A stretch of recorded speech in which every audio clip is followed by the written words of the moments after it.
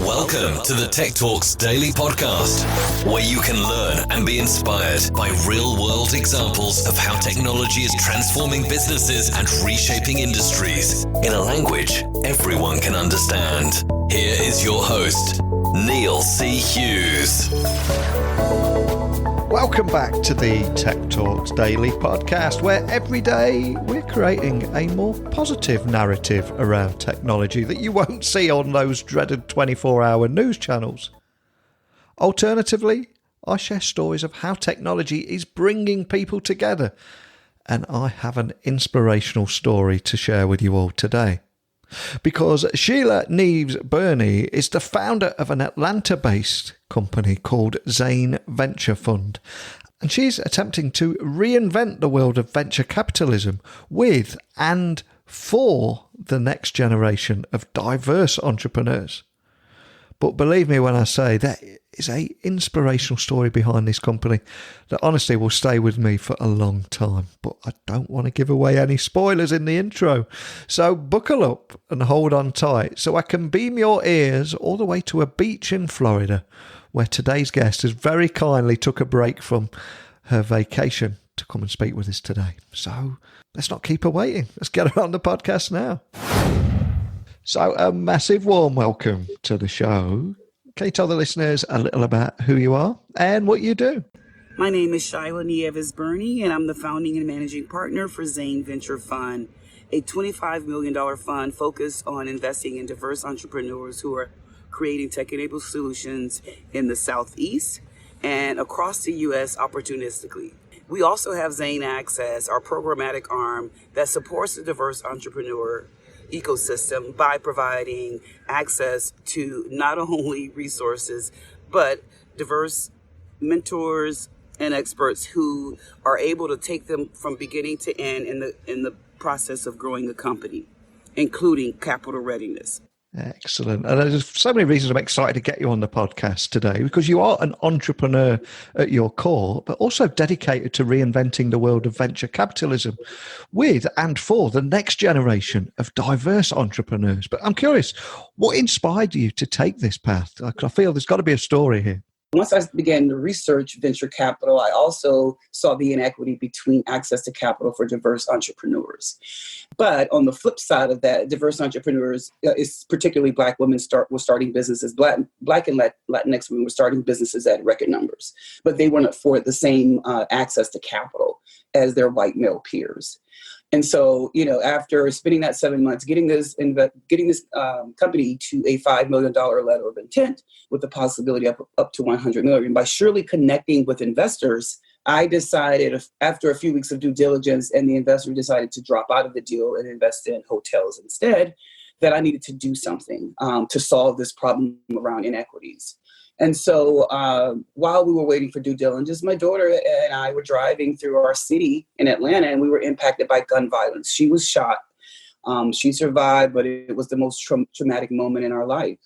And so me being a problem solver, looking around me and seeing that, this sort of venture redlining in communities where people have not invested any dollars. And so communities are left to fester, and that's where crime and, horrible schools and all of that sort of stuff. So after the investor decides to drop out of the deal, I decide I'm having this conversation with my daughter. What do I do? Like, this is a problem on both sides right now between the community and the capital. And my daughter says, why don't you go ahead and do it? Start your fund. And I do that on the strength of, the ability to connect. I found that I was really good at getting in some rooms and that I would launch my own fund, but spend a year learning more about venture. And I named the fund after my daughter because it was in honor of her that I wanted to do this. And so that's how I got to venture capital. And so I saw data. There's a lot of money in the market. That money typically flows one way. And so I want to do my part in sort of correcting that. And so here we are almost 2 years later with the fund. And we're, of course, currently fundraising. Wow, it's an incredibly powerful story and also inspirational as well, on how you managed to take a look around and take stock and turn a negative into a positive and solve a very real world problem there. And the name Zane Venture Fund, what's the story behind that? So my daughter's name is Zane. Gotcha. And because of, she was the person at that moment, who I was trying to think of a strong woman. I wanted to be this fund to be sort of, it's led by a woman. I wanted to reflect women. And so I named it after her. Love that. She must be very proud now as well. What does your daughter think of what you've created now? Do you have that conversation? Yeah, we were just having it the other night, and I was saying to her, your name is being called in so many places right now. How does that feel? And she just, smiled and was kind of had some humility around it, but thought, wow, it's interesting. We didn't think we would be this far, but I knew if I worked hard, that we could be. And so she's really proud to see, what started out as a few people in a room is now a fully fledged fund, but very proud of that. Too right. Absolutely love that. And of course, in June, Zane Venture Fund announced the Zane Access Precapital program, which I believe is a new program aimed at helping these entrepreneurs from the very beginning of their startup journey. But can you tell me a little bit more about the 12-week program and who it's aimed at? Sure. It's a 12 weeks of focus, a curated program, just really to get the companies to accelerate their growth, right? I was mentoring and advising companies along the way. And I found some didn't need capital. They actually need some resources to get their business sort of capital ready. And so we created this 12-week virtual program that is curated to accelerate the growth of tech-enabled companies led by diverse founders by enhancing their ability to, accelerate their traction, improve their investment knowledge base, provide them a support community, and give them access to resources for both capital raising and building their company. And so we're focused. We had initially said we were focused on the Southeast and in New York. That's where we had intended to invest. But we've got companies from all over the country. We have a company out in Denver. And so we're really excited. The fact that we sit in Georgia, we assume most of the companies would come from the Southeast. But we have companies from a couple of outside states that we're really, really proud of. So yeah, really just wanted to give them, take them through this 12-week focused program with functional experts so that they walk away, feeling like the company has been strengthened by this experience, and now they can talk succinctly to investors about their strategy around getting investments. And it really feels like a first of a kind of approach to leverage your network and provide these early stage founders with the strategy that they need. And that's just one of the things that I love about it. But for any startup founders that could be listening anywhere in the world, what would you say the most attractive features of your strategy that you provide are? So I would say that, let me just say this first. So some of the companies have attended accelerators and incubators before. Yeah. And so when they've come to and it's surprising when they come to our program and, we are like, they don't have the knowledge base that they should have had around capital raising. And so, I'll give you two examples of the sessions we had. The first one was called Navigating Fundraising for Your Business. And so I brought in a coach and mentor who has raised over $400 million, has also worked in venture where he raised a significant amount of money then. And so he was able to give them this sort of navigation through what it looks like, right? Your funding options, securing the right type of funding stage for your business, and the qualitative elements of funding. And then another session we did was on your business infrastructure. And, I thought this would be just one sort of a refresher, but the entrepreneur said that was one of the best ones that they've had because they kind of let them know what they need to have in place, in terms of systems and processes around their business and automation and what's available to them. And so it's that sort of stuff that gives you a deeper dive into your business because investors are going to have some questions. They're going to be pulling back, the hood and seeing what's under there. And you need, we're sort of teaching them, these are some of the things they're going to want to know. You got to have your business prepared for that. So, those types of, and we have some additional, sessions to go, leadership development, financial performance, marketing and sale operations. Those are also stacks that these companies will be going through. So it just helps them strengthen what they have. Sometimes it's helping them build something new that they didn't have in their business processes. So yeah, I'm really surprised how these folks are, so eager about the information that they've received that, they never knew it was missing, never knew it was even, supposed to be a part of their capital raise. And I know it's very early in your stage at the moment, but do you have any examples or use cases that you could share just to bring what you're doing to life for everybody listening? So our biggest one is that Beyonce did what was called Black Parade a few weeks ago, and where she highlighted all Black, not all Black businesses, but selected Black businesses that she had put online, and most of these businesses sold out. One of those companies was one of our companies, Black Travel Box. That was such great news to hear that one of our companies were chosen. So it shows the sort of the quality and focus on look at a company like the Black Travel Box. So that was special.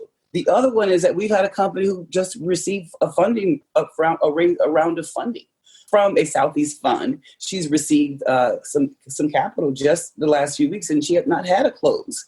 And so that tells us that we're on the right track. So, with the companies that we've chosen.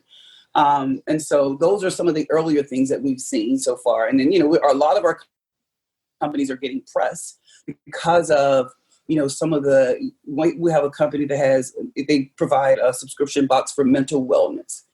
So she's gotten a lot of press, local press about her particular product. Even Brad Feld ordered one of those boxes after he had heard about her company. And so, we feel feel really good about the companies that we have, that we've selected for this program.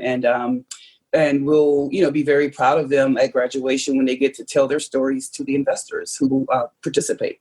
And I believe that all companies in your first cohort have a diverse founder or supported by diverse teams. And I think this is such an important part, because I think businesses of all sizes now must have diverse teams if they're serious about genuinely serving their diverse audience, because if they don't, how can they serve them? And diversity of thought as well is so important now. But can you expand a little bit on why it's so important to you too? So first of all, I am a triple minority. I am a Black Latinx female. So that's a lot right there to unpack. But I've not lived the experience of a white person who lived in rural America that would have a very different experience. I've not lived the experience of someone who is from the LGBT community. So all those are important factors in terms of diversity. But research data shows that diverse teams perform better. Women have higher rates of IRR with their companies. People of color find resources that other folks can't see. And so for me, I've always worked in diverse teams. I'm diverse by birth. And so I could have been a women-only fund, a women of color-only fund, a Black-led fund. But that's not diversity to me. Diversity is bringing all of that to the table. Yeah. And even if there was a white man who thought very seriously about diversity and it showed up in his team, we will invest in that company too.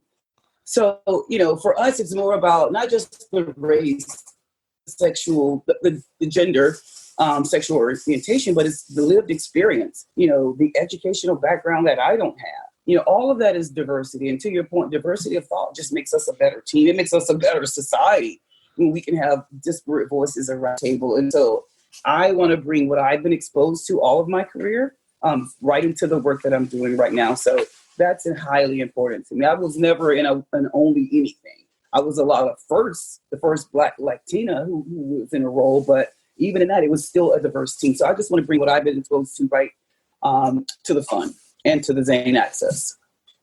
Absolutely love that. Love it. And what excites you most about the Precapital program? Is there anything you can share on that? Because again, it's incredibly exciting for you guys, isn't it? Mm-hmm.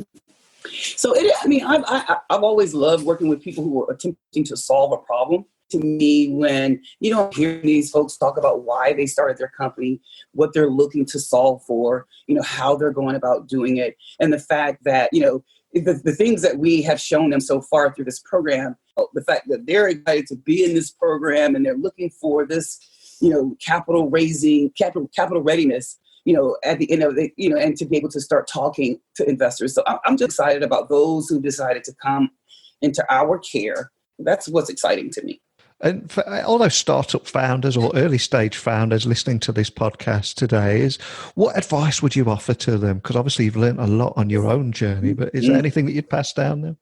there is like a little sexiness right now. Maybe it's been around for a while, but it's just new to me around getting venture capital. So someone may have an idea and think, oh, I'm just going to go get venture capital. And I always tell people, focus on building your company. Yeah. Focus on the customers, focus on traction, because that's what investors are going to be looking for. Yes, there are folks who've been able to get a check off of an idea. But for most the folks who I'm talking to and working with, I'm saying focus on your company. Make sure your customers are happy. You have some revenue that you can talk about. You have some traction you can talk about. Those are the important things for early stage companies to be focused on that. And when the time comes for capital, make sure you're ready. And that's where a program like ours offers you the ability to get ready for capital. And so that's my advice. If you have something good and you feel really good about it, start working on it and getting it to a point where you can, start those conversations with investors. But not everybody is looking for back of the napkin sort of, idea anymore. Not in the space I work in anyway. People want a fully fledged business with, some traction. Well, your story is incredibly inspirational. And not only that, I love the work that you're doing and what you're building for the future. And I suspect there's going to be a lot of people listening thinking the same. So before I let you go, could I just ask that you point everyone in the right direction of where they can find Zane Venture Fund online, and equally how they can contact your team if they've got any questions? Sure. So we're Zane Venture Fund on all the social media sites, LinkedIn, Twitter, and Instagram. And of course, I'm Shila Nieves Burney on those sites as well. In terms of reaching out to us, folks can connect with us at team@zane.vc. You can also visit our website at zane.vc, where we talk about all of our exciting programs that we have that are for the diverse ecosystem. Excellent. Well, I'll add all those links to the blog post that will accompany this episode, just so people can find you nice and easily. And also a big thank you for taking the time from your vacation. I know there's a distraction of a beautiful sandy beach and blue skies at the moment. So more than anything, just thank you for taking the time to come and speak with me today. Oh, thanks so much for having me. It's a privilege to be able to come and talk to your listeners. Wow, what an inspirational lady. An incredibly powerful story too. And how this mother and daughter story of finding light and wanting to make a difference during an incredibly dark moment is something that will honestly stick with me for many years. And after over 1,300 interviews, there's only a few like that, but wow. I love what they've created here, especially in a world where news channels and mainstream media are seemingly on a mission to keep everybody divided.